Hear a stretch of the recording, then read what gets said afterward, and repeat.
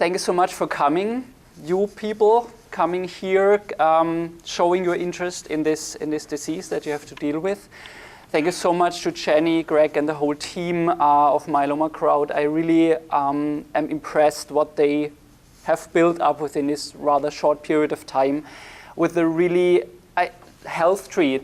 That's an amazing thing. It's really, you think about things that I think no one really before has thought about, not that I know of at least. So I'm really, really grateful that you're here and that you provide this setting, and it's really amazing to be here, and I am really honored to give this talk here and have been invited to other occasions, so that's really great. Talking about your myeloma, I know we aim to have this more advanced kind of talk so that you don't have, as Jenny said, you don't have to ask what is a monoclonal protein. But I would like to start, because it's the first talk from this scientific part of this myeloma disease part. I would like to introduce a few basic things so that we are all up to date, and then we can start from there. And with your questions, either directly after the talk or outside later during the break, we can go into much more detail. So the topics are, and there are bullets missing. What are the diagnostic tools that we use to know what's going on, how much myeloma, which kind of myeloma, because it's, as Ola Landgren you saw in this video said once, it's a multiple myeloma. There are as many patients in here there are so many different myelomas in here. That's fortunate and unfortunate. Imaging, as Greg already said, it's kind of my hobby and my research. I will talk briefly about that, and clonal genetics, clonal heterogeneity, which makes myeloma so sometimes difficult and sometimes different. From a researcher perspective, interesting, that does not really help you. On the other hand, it does help you because a lot of smart people are interested in really doing research in this disease because it's so complex and because we learn so much. The speed of development of research is really amazing. And I had really the privilege to see that over the last 1.5 decades. So initial diagnostic. And I usually, when I give my talks about imaging, it's very important, but also for you. I still get calls or emails from patients and doctors. I have myeloma, that's a bone cancer, right? And I always say, no, it's not. It's not a bone cancer. It's a bone marrow cancer or a blood cancer, because the bone marrow is the place where our blood is formed. It's a bone marrow cancer that causes symptoms in the bone. So bone marrow and bone are two separate things. The bone marrow is it's called bone marrow because it's placed in the bone, in this inner sponge-like inner bone. Outside is kind of the stabilizing, the skeleton that keeps us upright. And inside that is the bone marrow. And the bone marrow are cells that are producing, they are proliferating, they are dividing, and they produce our blood. And our blood is turned over and over again the whole day long. We don't do anything else, obviously. So the disease is in the bone marrow. The symptoms, or a lot of symptoms, are in the bone. Not a bone cancer, a bone marrow cancer. It's important because there are bone cancers and they are treated completely different, and they have a completely different biology, a completely different way to present. So what's the bone marrow? I mentioned it. It's where our blood is formed. Our blood is renewed every day because we need that. Our immune system is fighting germs that come into our body all the time. Even if we don't have an obvious infection, there's something going on. There's a turnover, and blood cells get old. They get disposed, and then we get new blood cells. So this is what's going on in the bone marrow. And on the left side, you see those are plasma cells. They are, when I was a resident, we did our microscopy ourselves. So we looked into the bone marrow, and it was always easy to find plasma cells because they're very unique, and they look like this sunny side up egg kind of, or there are different descriptions for that. And these are the plasma cells that are causing the trouble. They are in the bone marrow, and also they interact with bone cells. But again, the bone cells, they are not sick. It's the myeloma cells that cause the trouble. They produce a protein because their usual job is to protect us from germs. They produce so-called antibodies, and those antibodies are there to protect us from when a germ comes into the body. Then those antibodies are produced that fit exactly against this germ, this virus, this bacterium, this fungus. And this is what they usually do. If something goes wrong, they don't stop producing, because if an infection is over, we don't know we don't need all these proteins, these antibodies anymore. So usually those cells should stop and go back and wait until the same germ comes back, and then they can attack again. It's kind of this key lock thing. These antibodies only fit against one marker. So they are usually not against multiple. There are some that are against multiple, but then they are changed to a very specific one. That's how our immune system works. But if something goes wrong, then we produce over and over and over the same antibody. Usually, most of the time, those antibodies by themselves don't cause any trouble. They can be, if they're really, really a lot, and it's usually in IgM, which is rather uncommon in myeloma, more common in Waldenstrom's disease, which is related but not the same disease. If this IgM, because they are larger from a molecular level, they can kind of clot blood vessels because it's too much, but usually in IgG, IgA, IgD, light chain, they usually don't cause too much trouble. So that's also something that I wanted to show. On the right side, there's a serum electrophoresis. You have heard this word, I guess, several times, and you will hear it several times again. And you can see, usually, I don't have a normal one, but on the left side, that's albumin. That's usually the protein that we have most in our blood. In a myeloma patient, we have a lot of this right spike. You see that? That's this M spike that you might have heard, this M protein, monoclonal protein. Monoclonal meaning from one type of cells, producing over and over and over again the same protein that is completely useless. And this is this M spike, and usually the albumin is the major player. We have a lot of albumin in our blood because it has a lot of functions, but in a myeloma patient, this can be really the case that you have so much more monoclonal protein in your blood that actually the albumin looks very small. Then you have the different stages. New patients usually ask me, what stage of cancer do I have? Because you hear in the public media, you hear, okay, high, I don't know, 3, 4, 5 stage of cancer.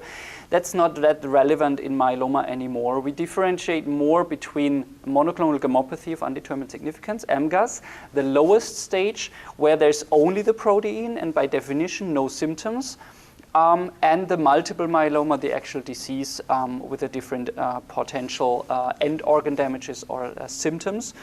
And then there's this kind of gray zone with the smoldering myeloma, and you might have heard about that too. But a lot of discussion at the moment goes into this area. We have to differentiate the smoldering myeloma into a real myeloma that we have to treat versus a real MGUS that we don't have to treat. Because an MGUS doesn't need treatment because it doesn't cause any symptoms by definition. It might develop into multiple myeloma, and there's a lot of research going on into that to understand which MGUS will eventually become a myeloma and which MGUS will forever stay an MGUS, and we will grow old and die with an MGUS. Again, this smoldering myeloma is still not really clear, and we are working on that, and there's a lot of genomic research going into that. We try with our imaging to detect changes early so that we can treat it if necessary. But there's still this. It's getting smaller, but there's still this gray zone of the smoldering myeloma, these different stages, MGUS, smoldering myeloma, and multiple myeloma. But the goal would be myeloma, treatment, MGUS, no treatment. We are not there yet, but we are close. Major symptoms, most of you, of course, know that, are high calcium because, again, it's not a bone cancer, but it can activate bone cells, and those bone cells eat up the bone and bring, out of the bone, they bring calcium into the blood that we can measure. Renal insufficiency, renal failure is because, amongst others, those proteins that I mentioned, this M protein, the light chains, part of this M protein, can cause clotting of the kidneys, which then can cause trouble. And there are very few patients that I kind of stress that MGUS never causes any symptoms.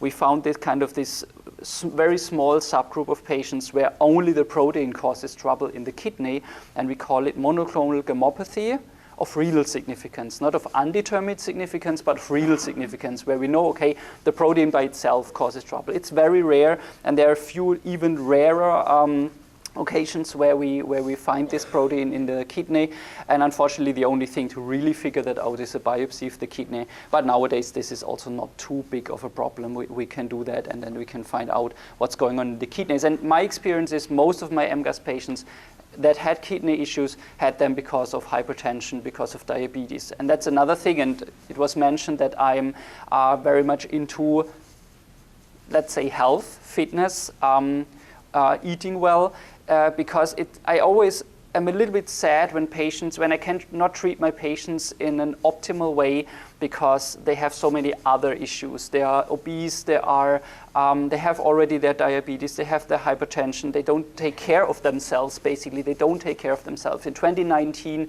if we take care of ourselves, we really can have at least, I mean, if you have to deal with this, freaking cancer, then at least you should take care that the rest of your body is as healthy as possible to fight this disease.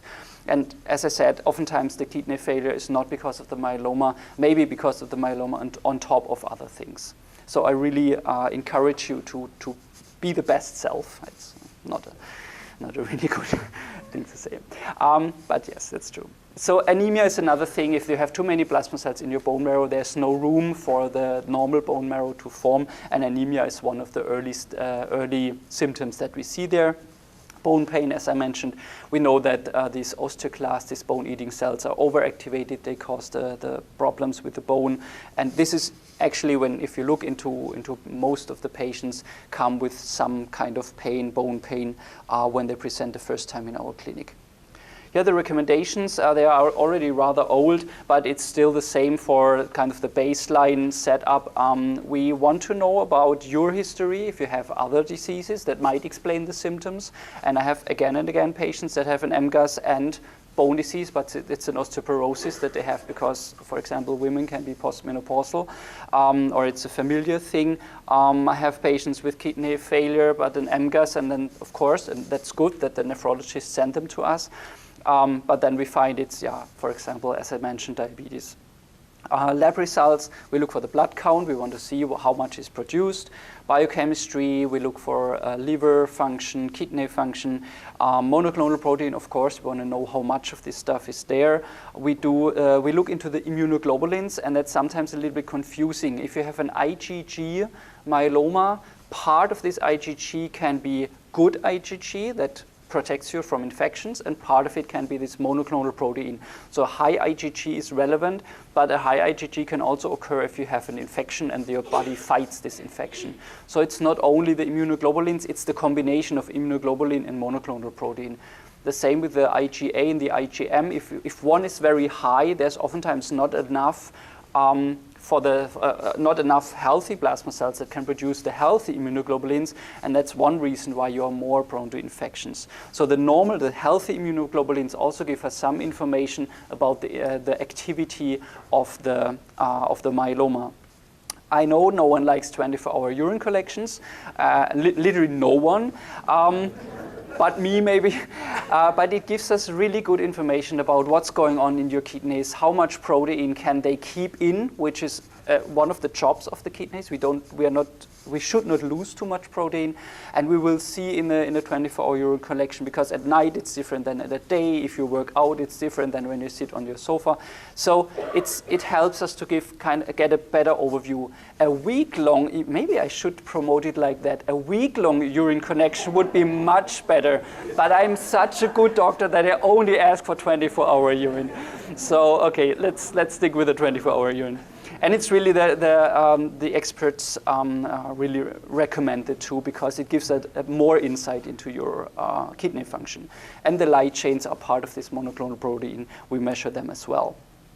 Then in the last few slides of my talk, I will talk a little bit more about genetics and genomics. And I have to say, I am not the expert for that. I was a little bit scared when you mentioned that I should talk about IL-17. I heard of it, but I cannot really say too much about it. I would have to read it up. But we look into the genetics. We look at not in oftentimes people are scared because they think that's kind of, they give that on to, or pass that on to their children. It's the genetics that we are mostly interested in are the genetics, the changes in your malignant cells, because those malignant cells, and we talk more about that, the malignant cells, they develop fast, they divide fast, so something can go wrong, and some chromosomes are not divided by what they have to do, like not half and half, but only a part goes to the other cell, so there can be deletions and stuff like that, and I will show you pictures for that. And of course, we do imaging to assess the bone marrow infiltration and the bone destruction, which are two separate things. They are oftentimes correlated, but they are two separate things. Briefly about imaging, because I could talk 5 hours about that. If you are not at Roswell, that's still great. If you have a good doctor, please feel free to stay there. But what I really recommend, and we had this discussion yesterday when we had the doctor's meeting, X-ray is just out of date. Briefly, a very old study, they drilled holes into the spine of a corpse and filled it with water, did an X-ray, and they found you have to destroy 30 to 50% of bone until you see anything in X-ray. And that's just too late. So we have better tools nowadays. We are in 2019, so we are not dependent on stuff that has been invented in Germany hundreds of years ago. Just saying. So CT is kind of the way the X-ray just goes through in one plane or sometimes in two kind of directions. The CT goes around the body. It's not a much higher radiation dose, and it gives us much more information. We looked into it, and we found that 25% are CT positive, X-ray negative. So we would miss a quarter of our patients if we just do the X-ray, and I really strongly recommend a computer tomography. Whole body low dose protocols are available, so it's a little bit more radiation than an X-ray, but it gives us so much more information, and we have to do it not as regularly as the X-ray, so that's very helpful. It's rather convenient because you just have to lie flat, go into the machine, and come out again. It's a few minutes. It has prognostic significance because we can see smaller changes. We can respond earlier. Disadvantage, the sensitivity for the bone marrow is not as good as in PET or in MRI. That's something that I will show you later as well. MRI is another technique. Magnetic resonance imaging is basically using a very strong magnet to see how much water you have in your tissue. And it has no radiation exposure. Usually in myeloma, we don't need any contrast agent, so it's very kind of a mild examination. The downside is that it takes very long because the machine needs time to kind of load up the water molecules and then wait until they fall back in their normal state, and then they emit this energy that was put into them before, and that just takes some time. So it's not that easy that you can do it like this. Unfortunately, they are rather long, those examinations. We try to make them shorter, but to have a good quality, they take 45 to 60 minutes, and I know some people had to stay in longer, and we are working really strongly on that to change this length. It shows us the infiltration of the bone marrow. Again, coming back to this bone versus bone marrow, it shows us changes in the bone marrow before there is any change in the bone, before the bone is destroyed, which is obviously what we want. We want to prevent the bone destruction. It has a very high resolution also for the soft tissue. When we only did X-ray, we said, okay, there are myeloma patients almost never have any soft tissue infiltration. Since we do more of this more sophisticated imaging, we see it happens. And it's important because myeloma cells are usually very dependent on their bone marrow environment. They are nurtured by the cells around them, so they interact with them a lot. And if you take a myeloma cell out of the bone marrow, it dies within a few hours, like in a petri dish. But if they have this ability to float in the blood or grow in the soft tissue, that's usually not a great sign, and we have to be very aggressive with our treatment to respond to that. We can differentiate a benign fracture. I said you can have an osteoporosis because we all get older and we get osteoporosis, our bone gets weaker. We actually also can do something against it by doing more exercise. And you can have malignant fractures because of myeloma, because the cells are causing the destruction. Disadvantage is that it's not showing the bone very well. Unfortunately, it would be great because an MRI would be our first choice, and it's rather expensive, so it doesn't show the bone by itself, it shows the bone marrow more. And some metal implants or some shrapnels or whatever could be in a human body cannot go into it because it would be moved because it's a very strong magnet. PET is positron emission tomography. You get a sugar that is taken up by the cells, by the very active cells, and myeloma cells are very active. And this sugar has some radioactive, small piece of radioactive tracer on it. And then you can kind of, with a camera, you can see where in the body there are the malignant cells. It is not very, very sensitive, but it gives us a very good overview where the myeloma is taking place and how active it is. So it shows the metabolism, how active those cells are. It has some prognostic significance, the more the worse. Disease activity, same, the more active and the more tumor burden you have, the more we have to treat, obviously. False positive results are sometimes if you have an inflammation. Oftentimes we find lymph nodes that are lighting up, but that's just because inflammatory cells also have a high sugar turnover, and they just kind of grab the sugar from the tracer and also light up. This prediction of the osteolytic lesions is really near and dear to my heart, and I had a patient that really kind of brought me to that more or less. We did a CT and an MRI initially, and we didn't see actually anything. And then we did another MRI 6 months later or a year later, and we found, oh, there's something going on here. You don't have to know too much about MRI, but you see this kind of brighter spot. And we know that in this specific technique, the bright spot are more cells. So we said, not good.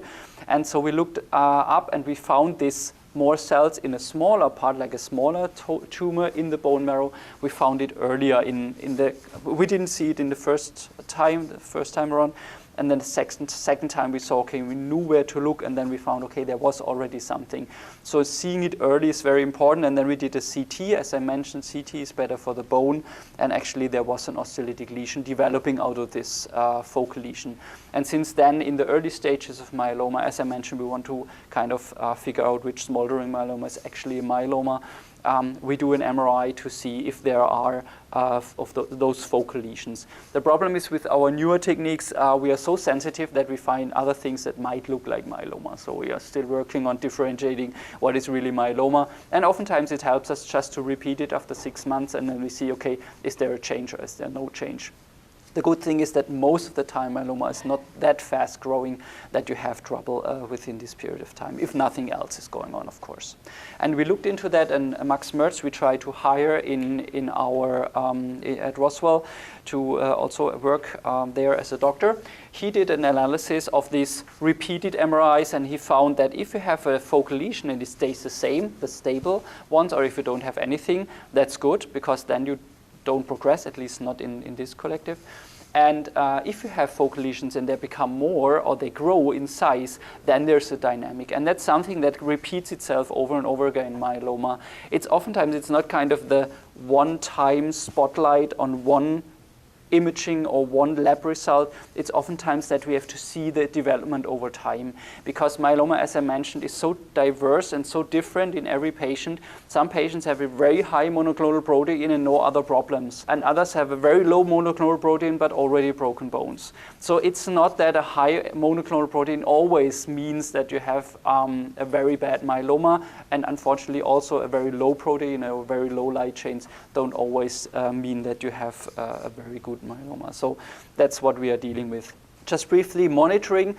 Because it's the easiest, we measure the monoclonal protein in serum and in urine to see if it's getting more or less. Again, the dynamic is important. It's more important that you kind of go down to 50%, 90%, and then we call it partial remission or very good partial remission. Or if there's nothing measurable anymore with the serological markers, then it's a complete remission. We confirm that with the bone marrow. But what we also learned is that it's what we measure there in the blood is okay, but it's not great. So if we have the complete remission, we call it kind of, it's very very superficial. And now we do things like so-called minimal residual disease assessment, where we see that we can go even deeper with the sensitivity to see if there are any cells left or how many cells are left. And at the moment, our goal is 1 in 100,000 or 1 in a million cells, or less than 100,000, less than 1 in a million myeloma cells in the bone marrow. Residual lesions, I showed you this lesion in the MRI early, but if you have them after treatment, it's also something. It shows us that disease has not really completely cleared. That's something that we know if we have residual lesions in PET-CT, for example, that is of prognostic significance. So that's also something that we do after treatment to figure out how much of the disease has really responded. Unfortunately, MRD and PET-CT is not the same. So we have patients that are PET positive and MRD negative, negative, and we have patients that are MRD positive. So you can kind of pick your combination. It all can happen. Therefore, we have to do both. We have to do the bone marrow MRD assessment, and we have to do the PET-CT to kind of get both informations, because obviously the bone marrow we do here, and then there might be something here. So that's important that we combine both informations. And so double negative is obviously better than only one negative or one positive in this case. Briefly to the genetic and clone heterogeneity, I don't want to bore you too much about that, and I'm not the word expert on that, but I know enough about it. We know what we use is fish cytogenetics, where we look into, these are cells, the blue blobs are cells, and in there are the chromosomes, and usually we have 2 chromosomes of every chromosome, and in myeloma cells sometimes something gets lost. The red one, for example, on the left side, or you have one too much, which is so-called a gain. That's the green one. So you have 3 instead of 2, or you have 1 instead of 2. You can also have 4, 5, 6 instead of 2. So that's something that we look into. And then there are sometimes pieces of one chromosome that go to another when the cell divides. And this is what you see on the right side with the yellow and green. And green and red would be the 2 different ones that don't fit together, and the yellow is kind of the overlap of the 2. So you can have so-called translocations. And the most important ones I mentioned here that we know most about, and they are considered high risk, or at least with the 414 we know that when we treat patients with proteasome inhibitors, they are usually considered as a standard risk. But the 17p deletion, unfortunately, is a negative one. This translocation 1416 and sometimes also 1420 are negative ones. The 14 is relevant because it's this immunoglobulin gene. When we produce these different antibodies, how I started in the beginning, we produce these antibodies and we have to adjust them to different germs. Then this IgH, or this 14 chromosome, changes to adjust to the different things. And so this is very susceptible in multiple myeloma cells because they are plasma cells as an origin, and they can change this 14 chromosome, and something can go wrong there. And then it looks a little bit like the Darwinism that when Charles Darwin thought that everything that is strong will survive and the weakers will die, and it's pretty similar in myeloma.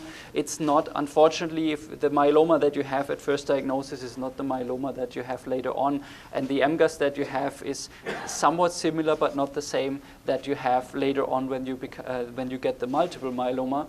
And so you can see there are branches out. Some cells die, some cells survive and develop further. So it's not really that myeloma is a straight line where you have a plasma cell in the beginning or a myeloma cell in the beginning and a myeloma cell at the end. The myeloma cells develop. And then we make it even worse with our treatment, because with our treatment, even though we use combinations of treatment, and that's very important that we use combinations, we kill a certain set of myeloma cells, but another set survives and comes back as a relapse.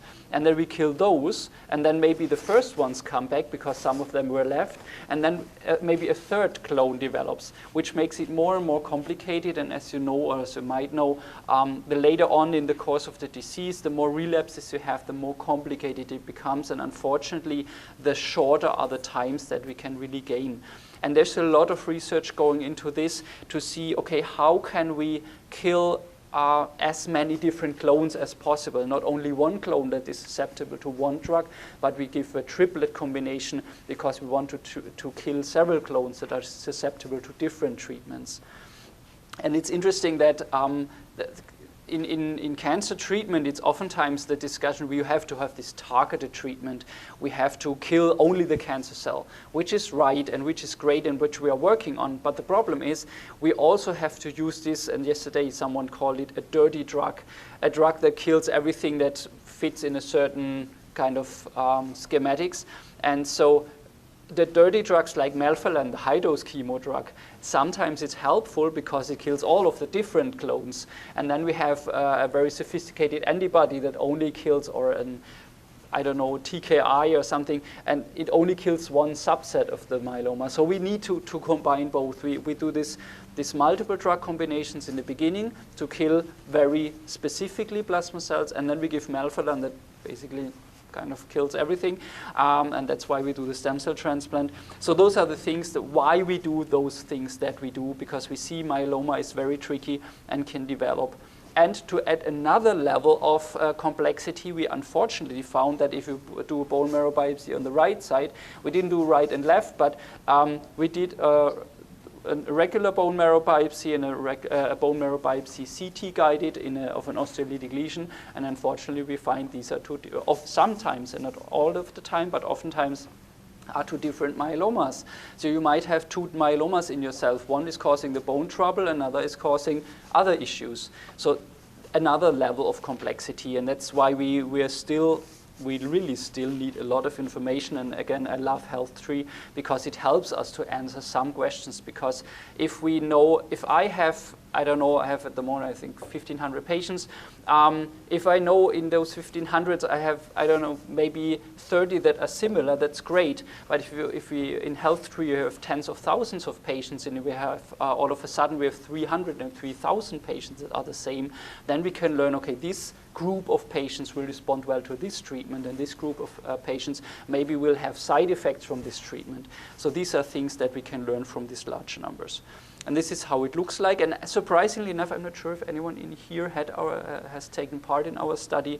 The patients don't complain a lot about it. Our radiologists, they like doing these CT-guided biopsies because they know what they're doing. They know where the needle goes. And then they do the 2 biopsies, and we get this information, and we can also share it with the patient later on, because we do fish on both sets, and then we know more about the myeloma. Still not everything, of course, but we know a little bit more. This is how it looks like. You see the small red arrow shows a small, tiny osteolytic lesion, and if it's CT guided, the needle can go directly there, get the cells out of there, and look under the microscope, and then we do all this genomic testing on them as well. And with this, I stop even before Greg starts pacing, I hope, and I'm happy to take questions.